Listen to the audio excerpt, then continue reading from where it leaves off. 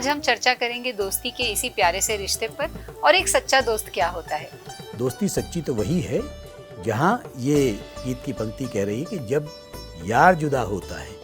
बख्शी एक बोधगम्य, भावनात्मक और अत्यधिक संवेदनशील व्यक्ति के रूप में बड़े हुए। वो गायक नहीं बन सके, लेकिन वो गीतकार बन गए।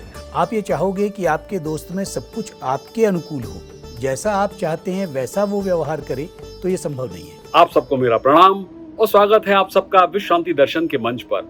चैनल की संकल्पना की है विश्व शांति के उपासक विश्वधर्मी प्रोफेसर डॉक्टर विश्वनाथ दा कराट जी ने।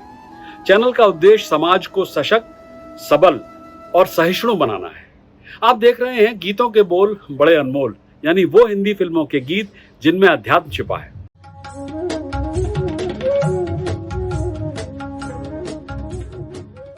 पिछली बार हमने चर्चा की थी गीतकार मजरू सुल्तानपुरी के गीत राही मनवा दुख की चिंता क्यों सताती है, दुख तो अपना साथी है, उसमें ढूंढा था हमने छिपा हुआ अध्यात्म। आज के गीतकार से इस प्रोग्राम में आप लोग पहले भी रूबरू हो चुके हैं। उस दिन सुबह के 10 बजे थे।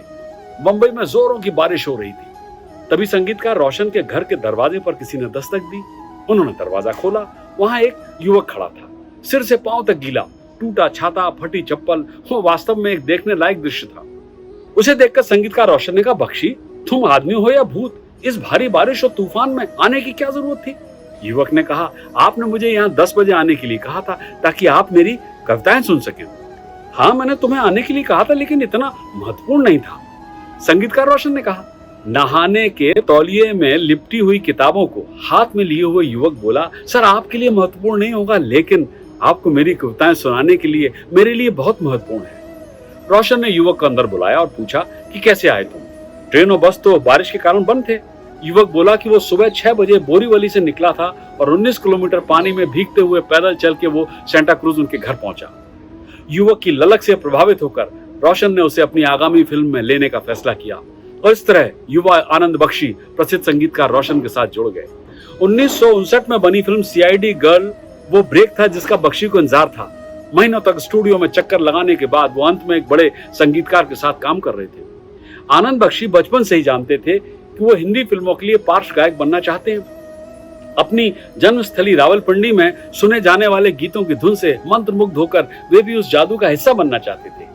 बख्शी एक बोधगम्य, भावनात्मक और अत्यधिक संवेदनशील व्यक्ति के रूप में बड़े हुए। वो गायक नहीं बन सके, लेकिन वो गीतकार बन गए और उन्होंने अपने रचनात्मक अनुभवों और अपने विश्व दृष्टि को अपने गीतों में शामिल किया, शायद अन्य गीतकारों की तुलना में अधिक। विभाजन पूर्व रावलपिंडी में अपने शुरुआती वर्षों में बख्शी ने खुद को बाहर की दुनिया की मजबूरियों के बीच फंसा हुआ पाया। उनके दादा पंजाब के जेलों में अधीक्षक थे और उनके पिता एक बैंक प्रबंधक। जब बख्शी गाने और गायन के लिए अपने जुनून को जाहिर किया उन्होंने, तो वे दोनों नाराज हो गए और निराश भी हुए। लेकिन बख्शी ने इस समस्या का हल ढूंढ निकाला। जब दादाजी और पापा जी घर पर नहीं होते थे, तो वो अपने मोहल्ले में घूमते, अपनी कविताएं सुनाते और फिल्मी गीतों छंद गाते। उन्हें बैंजो गाना और बजाना बहुत पसंद था। वो पंजाब के अमर क्लासिक श्री फरहाद, सोनी महवाल, हीर रांझा और लैला मजनू के लिए छंद भी लिखते थे। उनके मन और हृदय को अजान, ग्रंथ साहिब और रामायण के संगीत में स्वरों ने पोषित किया था, जो उनके घर के आसपास के स्थलों से गूंजते थे। जाहिर है ऐसे माहौल ने एक मजबूत दृश्य अपील वाले शब्दों को लिखने की उनकी प्रतिभा ने उनके गीतों को और अधिक आकर्षक बना दिया। फिल्म नमक हराम का गीत, दिए जलते हैं फूल खिलते हैं, बड़ी मुश्किल से मगर दुनिया में दोस्त मिलते हैं, यह उनकी कलम के जादू का कमाल है। और आज हम लोग इसी गीत के अध्यात्म पर करेंगे चर्चा। आप देख रहे हैं गीतों के बोल बड़े अनमोल।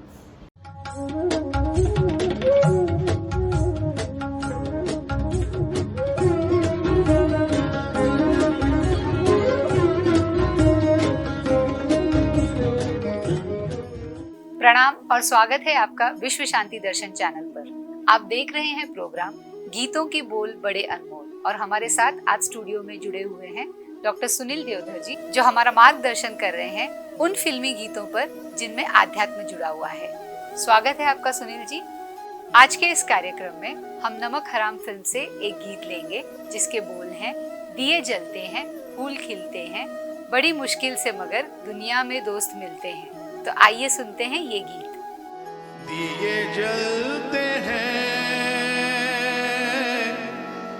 फूल खिलते हैं, दिए जलते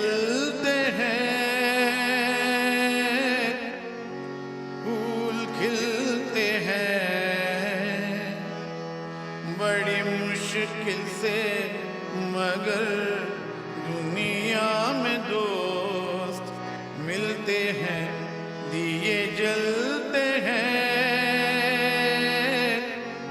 फूल खिलते हैं, बड़ी मुश्किल से मगर दुनिया में दोस्त मिलते हैं, दिए जलते हैं। तो सुनील जी, दोस्ती एक ऐसा रिश्ता है जो हमें विरासत में नहीं मिलता। तो आज हम चर्चा करेंगे दोस्ती के इसी प्यारे से रिश्ते पर और एक सच्चा दोस्त क्या होता है। आपने सही कहा कि दोस्ती एक ऐसा रिश्ता है जो हमें विरासत में नहीं मिलता, लेकिन विरासत में हमें बहुत कुछ मिलता है। जी विरासत में हमें स्वभाव मिलता है, जी विरासत में हमें स्व का भाव मिलता है। जी तो जब आप दोस्ती की बात करते हैं तो इसमें जो पंक्ति है, जो लाइन है कि फूल खिलते हैं, दिए जलते हैं, फूल का खिलना नैसर्गिक है, प्राकृतिक है, क्योंकि फूल खिलते रहते हैं, अपने आप खिलते रहते हैं। और दोस्ती का रिश्ता या दोस्ती का फूल खिलाना पड़ता है, क्योंकि आप जब सामने वाले की सारी कमजोरियों के साथ उसे स्वीकार करते हैं तब दोस्ती निभा पाते हैं। आप ये चाहोगे कि आपके दोस्त में सब कुछ आपके अनुकूल हो, जैसा आप चाहते हैं वैसा वो व्यवहार करे, तो ये संभव नहीं है, क्योंकि हमारी जब उंगलियां ही पांचों एक सी नहीं हैं, तब आप ये कैसे कह सकते हो कि एक दूसरा व्यक्ति जो आपके साथ है वो पूरी तरह से आपके जैसा हो? नहीं होगा। और इसलिए जब उस वैचारिक भिन्नता के बावजूद जब आप उससे एक समझौता करते हो तब आपकी मित्रता कायम टिकती है। वरना इस समय बहुत कुछ संकट है मित्रता में भी। जैसे वो कहते हैं ना कि जीने वाले कज़ा से डरते हैं, जहर पीकर दवा से डरते हैं, दुश्मनों के सितम का खौफ नहीं, दोस्तों की वफा से डरते हैं। बहुत खूब। तो जब दोस्तों की वफा से डरने लगो आप, तो इसका मतलब है कि वो दोस्ती सच्ची नहीं है। दोस्ती सच्ची तो वही है जहां ये गीत की पंक्ति कह रही है कि जब यार जुदा होता है, तो यार जब जुदा होता है इसका मतलब है कि वो बहुत अच्छी कोई दोस्ती है। और फिर ये सोचना पड़ता है कि तू न होगा तो क्या कमी होगी। तो कहीं ना कहीं दोस्ती बिना स्वार्थ के होनी चाहिए और कहीं ना कहीं निस्संदेह दोस्ती एक जीवन भर का साथ होना चाहिए। जीवन भर का साथ Thank होता you है so और much. निस्वार्थ होती है। तू न होगा तो क्या कमी होगी, बस अधूरी सी जिंदगी होगी। आइए सुनते हैं इस गीत के अगली पंक्तियां। जब जिस वक्त किसी का यार जुदा होता है, कुछ ना पूछो यारो दिल का हाल बुरा होता है। जब जिस वक्त किसी का यार जुदा होता है, कुछ ना पूछो यारो दिल का हाल बुरा होता है। दिल पे यादों के जैसे तीर चलते हैं, हाँ हाँ हाँ दिए जलते हैं।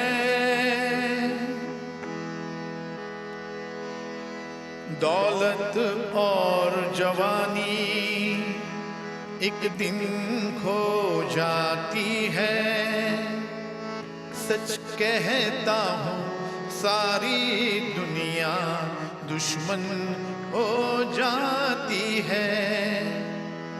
दौलत और जवानी एक दिन खो जाती है, सच कहता हूँ सारी दुनिया दुश्मन हो जाती है। उम्र भर दोस्त लेकिन साथ चलते हैं, दिए जलते हैं, फूल खिलते हैं, बड़ी मुश्किल से मगर दुनिया में दोस्त मिलते हैं, दिए जलते हैं।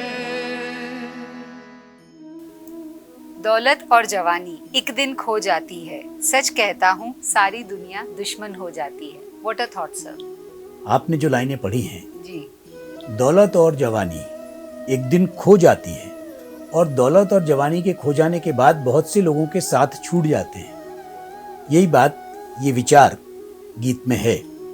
और तुलसी एक बात कहते हैं कि ऐसे संकट के समय में आप किन 4 लोगों को परखिए। धीरज, धर्म, मित्र और नारी, 4 लोग हैं। आपका धैर्य, आपका धर्म, आपका मित्र और आप नारी। धीरज, धर्म, मित्र और नारी, आपतकाल परखिए चारी। संकट के समय में इन 4 को परखना चाहिए। और मित्र वही जो संकट के समय आपका साथ दे, वही मित्र है। और इसीलिए कृष्ण और सुदामा की दोस्ती तो आपने सुनी ही होगी, उस कथा को आपने जाना ही है। तो दोस्ती के अलग अलग मय्यार हो सकते हैं, लेकिन उन स्तरों पर भी कहीं न कहीं एक धागा जो है वो है सच्चाई का धागा, और उस सच्चाई के धागे से ही मित्रता बंधी होती है। आपने कृष्ण और सुदामा की दोस्ती के बारे में तो सुना ही होगा। तो क्या लिखते हैं सूरदास कि देख सुदामा की दीन दशा, करुणा करके करुणा निधि रोए, और पानी परात को हाथ छुयो नहीं, नैन नहीं जल सो पग धोए। कृष्ण ने आंखों के जो आंसू बहे थे, क्योंकि उस दीन दशा को देखकर कृष्ण इतने विवल हुए कि वो रो पड़े, और परात में जो पानी था उसको हाथ लगाने की आवश्यकता ही नहीं पड़ी। इतनी अश्रुधार बह रही थी कि उन अश्रुधार से ही सुदामा के पगों को उन्होंने धो दिया, पखार दिया। तो मित्रता का ये एक स्तर है, इसकी बात कही जाती है। तो आज के समय में भी मित्र उतना ही महत्वपूर्ण है, बशर्ते कि उस मित्रता के मय्यार को, उस मित्रता के जज्बे को समझा जाए। फिराक गोरखपुरी ने एक बहुत बढ़िया बात कही है। वो कहते हैं कि तुझे घाटा न होने देंगे कारोबारी उल्फत में, तुझे घाटा न होने देंगे कारोबारी उल्फत में, हम ही अपने सरे दोस्त हर एहसान लेते हैं। तो जब आप मित्र का वो भाव रखते हैं तो कहीं भी मित्रता के बीच दरार आने की कोई गुंजाइश होती नहीं है। बिल्कुल सही कहा आपने। और true friendship last for ever. Thank you sir.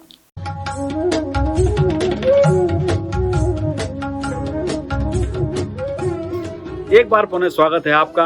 कहानी चल रही है गीतकार आनंद बख्शी की। जैसा कि मैंने आपको बताया कि आनंद बख्शी को विभाजन के तत्काल बाद गंभीर परिस्थितियों में अपना पिंड, अपना गांव छोड़ना पड़ा।